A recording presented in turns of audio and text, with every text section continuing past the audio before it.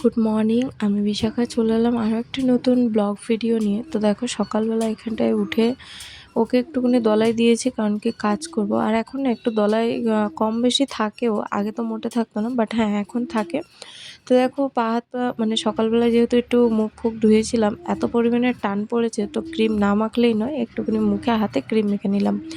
তারপরে যেমন আমার আগেকার যেরকম ডেলি রুটিন ছিল সেটাই আমি ফলো করার চেষ্টা করছি। বাট হ্যাঁ, ছেলে নিয়ে তো তত একটা করে উঠতে পারি না, বাট হ্যাঁ যতটা পারি ততটা করার চেষ্টা অবশ্যই করি, এমন নয় যে বসে থাকি।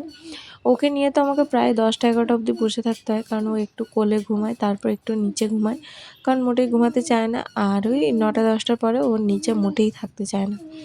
তো যাই হোক, এখানটা দেখো সবার প্রথমে আমি কি করছি, বিছানাটাকে একটু ঝেড়ে নিচ্ছি। আর যেহেতু কালকের বিছানার চাদরটা পাল্টেছি, আর বিছানার চাদরটা না প্রচুর পরিমাণে বড়, আর হালকা করে ওই যে বালিশ যে লাইনে রাখা আছে ওই লাইনে না মানে কি বলে, তক্তা দিয়ে ওটাকে সাইডে একটু খাটটাকে বাড়ানো হয়েছে। যেহেতু এখন আমরা 4জন আড়ে আড়ে ঘুমাই, তো ওই যে জানলার দিকে মাথা দেওয়া হয়, তো খাটের হিসাবে না আমাদের পাটা প্রচুর পরিমাণে মানে বাইরে বেরিয়ে যায়।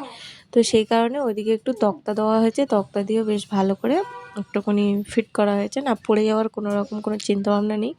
পুরো তক্তাটা মানে প্লাইটা আছে পুরো খাটের উপরে, আর ওইদিকে অ্যাঙ্গেল দিয়ে কিন্তু বেশ ভালো করে শক্তপোক্ত করা হয়েছে। আপাতত এখন ওইদিকে তো মাথা দেওয়া হচ্ছে, পরবর্তীকালে দেখা যাক কী করা যায়। বাট ওইদিকে না কোনো রকম কিছু দেওয়ার মতন কিছুই ছিল না। তো এই যে কম্বল ফম্বল যেসবগুলো ছিল সেই সবগুলোই ও আপাতত ওর উপরে ভাঁজ করে রেখে দিয়েছি। বাট অতটা অনেকটা ডাম হয়ে গেছে, মানে নিচু হয়ে গেছে, তো বালিশ দিলে অতটা মালুম হয় না। বাট হ্যাঁ, ওখানটায় না যখন ওই যে পিঠে ঘুমালে কাঁধের ধারটা পড়ে, তখন না খুব লাগে, মানে পিঠে প্রচুর পরিমাণে লাগে। তার জন্য আমি তো নিচের দিকে এসে ঘুমাই, একটু লাগে কম ওই জন্যে। তো দেখো এখানটায় অলমোস্ট ওর জন্যে যে আমি মালিশ করব, ওকে যে চান করাবো মালিশ করব, যার জন্যে আমি ওখানটায় রেডি করে রেখেছি। রেডি করে রেখে এদিকে চলে এসেছি রান্নাঘরে। যেহেতু ও একটু খেলা করছে, দোলায় বসে বসে ওর সাথে গল্প করছি, ও শুনছে আর খেলা করছে। তো এই জন্য ভাবলাম যে চলো আগে এদিকে রান্নাঘরের এদিকটা একটু করে নিই। যেহেতু আজকে রান্না তেমন একটা কিছু নেই, রান্না করবো বলতে ফেনা ভাত করবো, ফেনা ভাত আর ওই যে ঘুগনিটা আছে ঘুগনিটাকে একটু তোমার করে নেবো। আর সকালবেলা উঠে ছেলের জন্যে লুচি আর পরোটা করে দিয়েছি, পরোটা স্কুলে নিয়ে গেছে, লুচি খেয়ে গেছে। আর আমাদের জন্য একটু পরোটা মতন করেছিলাম, ওই যে ঘুগনি দিয়ে সকালবেলা আমরা হালকা পাতলা একটা নাস্তা করেছি। আর আজকে করলাম, তো তোমাদের দাদাভাই বললো এরকম কিন্তু রোজ করলে মন্দ কিছু হয় না। বাট হ্যাঁ, ও বলবে ঠিকই, বাট ওই খাবে না। করে দিতে চাইলেও বলবে না না খাবো না খাবো না বলে ওই খেতে চাইবে না। তো এখানটায় দেখো কম বেশি আমি মানে মুছে নিচ্ছি, কোনো রকমভাবে সাবান ফাবান দিয়ে আর করছি না, কারণ যেহেতু সোনা কিন্তু আর বেশিক্ষণ দলায় থাকবে না, কারণ ওর একটা টাইম টেবিলস বলে জিনিস আছে। তো কোনো রকমভাবে গ্যাসটাকে মুছে নিচ্ছি, আর এই যে প্লাইগুলো যে দেওয়া আছে ওইগুলোকে মুছে নিচ্ছি। তো এইদিকে যে প্লাইটা বাড়ানো হয়েছিল, ওই প্লাইটা আমি ভেবেছিলাম যে ওইটা খুলে দেবে, ওখানে দুটো অ্যাঙ্গেল আছে, আর ওই সাইডে একটা প্লাই ছিল, ওই দুটো অ্যাঙ্গেল দিয়ে কোনো রকমভাবে ওইদিকে একটু সাপোর্ট দিয়ে দেবে। বাট তোমাদের দাদাভাই কারোর কাছ থেকে গিয়ে বড় একটা প্লাই নিয়ে এসেছে, মোটামুটি ভালোই বড়। ওটা দিয়েই কিন্তু খাটটাকে বাড়ানো হয়েছে। ফ্রিজটাকে ওইদিকে সরিয়ে দেওয়া হয়েছিল, যে এখানটা একটা টেবিল মতন রাখা হবে, টেবিলের উপরে সমস্ত কিছু রাখা হবে। বাট ওইদিকে ফ্রিজটা রাখলে না দরজার দিকে অনেকটা জায়গা ব্লক হয়ে যাচ্ছে, যার জন্য ফ্রিজটা আর ওদিকে রাখা হলো না, যেখানটায় ছিল সেখানটাতেই রাখা হয়েছে। আর ওদিকে কিন্তু সোনা খুব জোরে জোরে আমাকে আওয়াজ দিচ্ছে, আর আমি যত তাড়াতাড়ি পাচ্ছি তত তাড়াতাড়ি কাজগুলোকে গুছিয়ে নেওয়ার চেষ্টা করছি তাড়াতাড়ি করে, কারণ ও একবার কোলে উঠে গেলে সেই চান টান করাবো, গিয়ে ঘুম পাড়াবো তারপরে। আর আজকে হঠাৎ মাত্র আমি যেই ভাত বসিয়েছি সেই আমাকে মানে অন্বেষা ফোন করে বললো যে কাকি যাবো, তাই আমি বললাম ঠিক আছে তোরা আয়। আর যার জন্য আমি ভাত অলরেডি বসিয়ে দিয়েছিলাম, তারপরে আবার কী করলাম, 1 কোটো চাল বেশি নিলাম যেহেতু ওরা আসছে।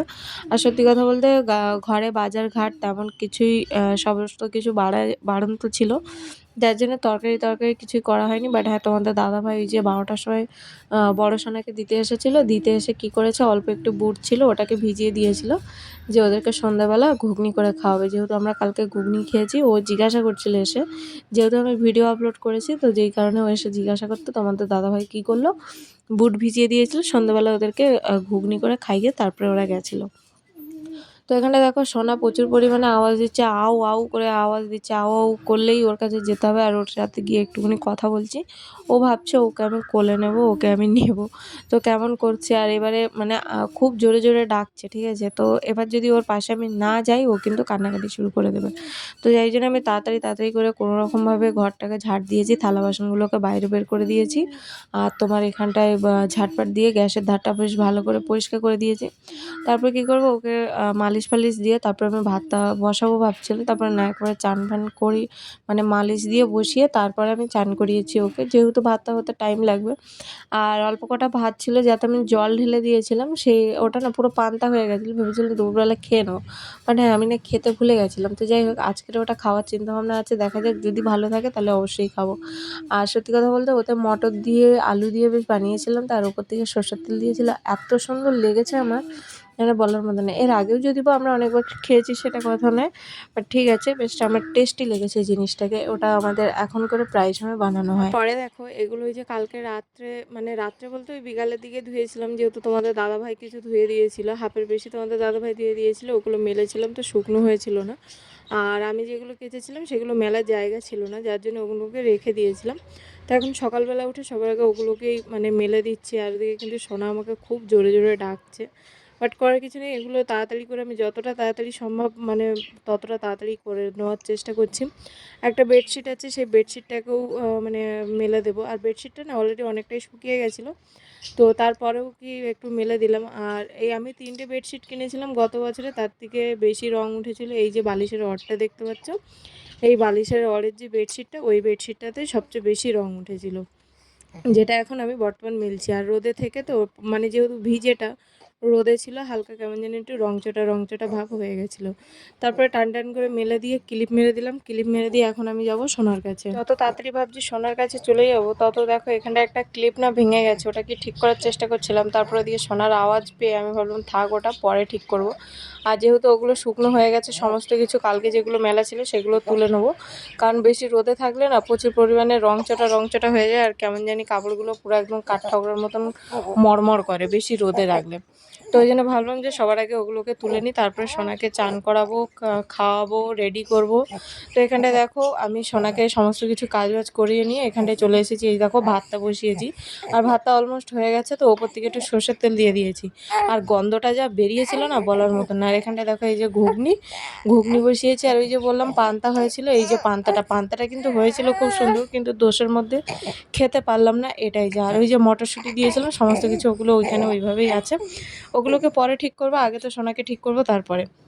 তো চলো এখানটায় আবারও কিছু কাপড় চোপড় ছিল, সেইগুলোকে আজকে সব ধুয়ে নেবো, নিয়ে তারপরে বাকি অন্যান্য আমাদের সোনা যে পটি করেছিল সেইগুলোকে ধুয়ে ধায়ে নেবো। যেহেতু অর্ণেশা এসেছে, অর্ণেশার কাছে আমাদের সোনাকে রেখে দিয়েছি, দিয়ে এখানটায় যেগুলো পটি কাপড় না সেগুলোকে ভালো করে ভিজিয়ে রেখে দিলাম।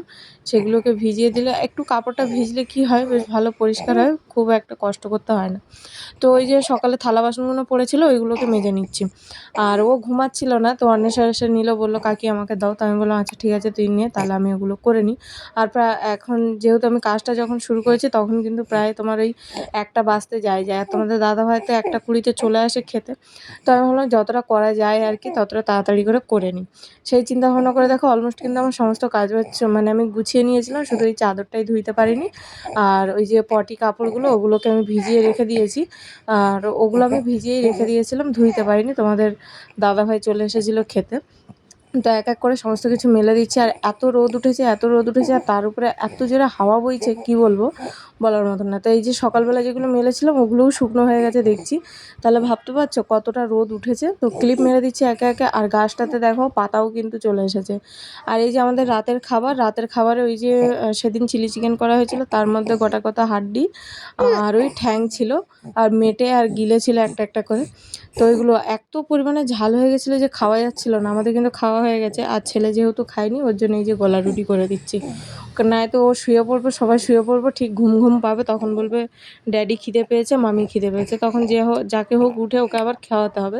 তাই জন্য ভাবলাম না একবারে খাইয়ে দিয়ে তারপর ঘুম পাড়াই। তো চলো ভিডিওটা ছিল আমার এই অবধি, ভালো লাগলে লাইক করো, কমেন্ট করো, শেয়ার করো। আর যাদের নতুন চ্যানেল অবশ্যই কমেন্টে বলবে।